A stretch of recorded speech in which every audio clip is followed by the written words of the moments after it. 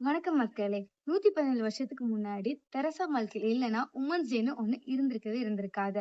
1908 நியூயார்க்ல நெசவுத் துறையில வேலை பார்த்துட்டு இருக்க பெண்கள் எல்லாரும் சேர்ந்து போராட்டம் பண்றாங்க. எதுக்காகன்னா அந்த காலத்துல பெண்களுக்கு மட்டும் சம்பளம் கம்மியா, வேலை நேரம் அதிகமா இருந்துச்சு.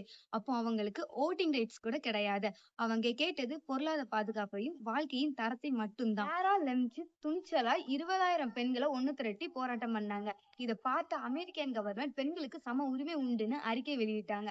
அடுத்த வருடமே பிப்ரவரி 28 நேஷனல் உமன்ஸ் டேவா கொண்டாடப்பட்டுச்சு.